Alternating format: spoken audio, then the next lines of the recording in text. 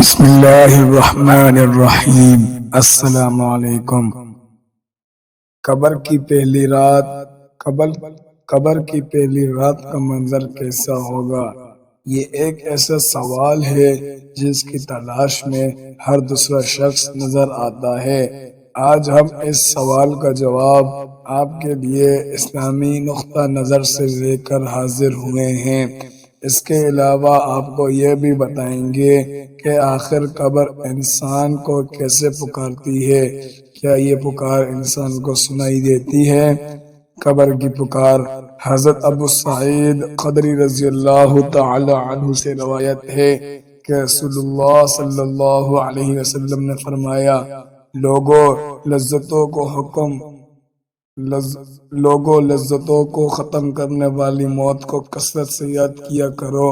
قبر ہر دن اپنے مردوں سے خطاب کرتے ہوئے اعلان کرتی ہے، میں غربت اور تنہائی کا گھر ہوں، مٹی اور کیڑوں کا گھر ہوں۔ جب مومن کو دفن کیا جاتا ہے تو قبر اسے مرحبا کہتے ہوئے خوشخبری سناتی ہے کہ میری پشت پر چلنے والوں میں تو بڑا محبوب تھا، آج میں تیری ہو گئی اور تو میری طرف آ گیا، تو اب میرے احسان کو دیکھ لے گا۔ یہ کہہ کر قبر تحت نکاح کشادہ ہو جاتی ہے اور جنت کا دروازہ اس کے لیے کھول دیا جاتا ہے، جہاں سے اس کو جنت کی تازہ ہوا آتی ہے۔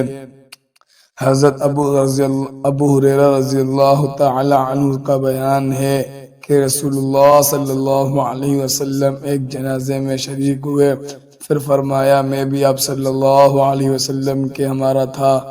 آپ صلی اللہ علیہ وسلم ایک قبر کے پاس بیٹھ گئے اور فرمایا، یہ قبر ہر دن بآواز بلند کہتی ہے، اے آدم کی اولاد، تو کیوں مجھے بھول گیا؟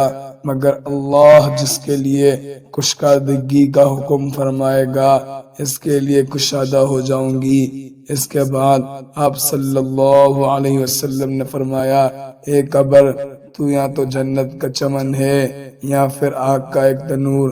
حضرت ابو حجاج رضی اللہ تعالی عنہ سے روایت ہے کہ رحمت عالم صلی اللہ علیہ وسلم نے فرمایا، مردہ جب قبر میں رکھا جاتا ہے تو قبر اس کو کہتی ہے، اے ابن آدم، تو ہلاک ہوا، تجھے کس چیز نے مجھ سے دھوکے میں رکھا؟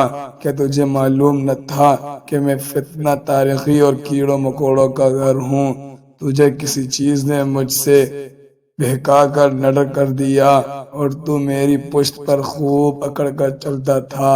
اگر وہ مردہ نیک ہوتا ہے تو اس کی طرف سے قبر کو جواب دینے والے جواب دیتے ہیں، اے قبر، تو دیکھ تو صحیح اس کے اعمال کیسے ہیں، یہ اچھائی اختیار کرتا تھا اور برائی سے باز رہتا تھا۔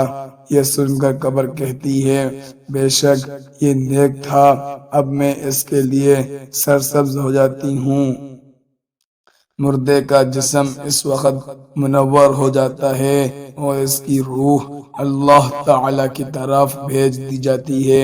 حضرت عبداللہ بن عبید رضی اللہ تعالی عنہ سے روایت ہے کہ رسول اللہ صلی اللہ علیہ وسلم نے فرمایا، مردہ قبر میں بیٹھتا ہے اور ان لوگوں کے پیروں کی آواز بھی سنتا ہے جو اس کے جنازے کے ساتھ قبر تک گئے ہوں۔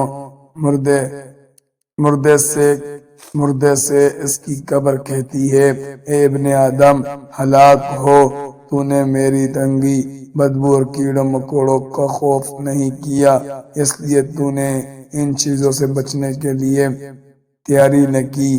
بد اعمال مردے سے قبر کہتی ہے، تجھے میری تاریخی، میری وحشت، میری تنہائی اور تنگی اور میرا غم یاد نہیں رہا۔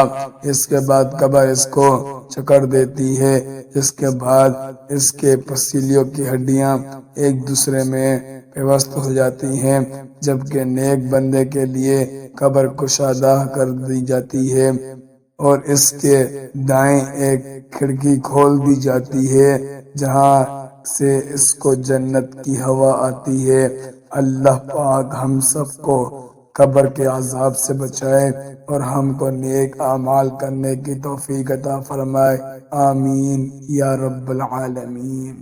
جزاک اللہ خیرا۔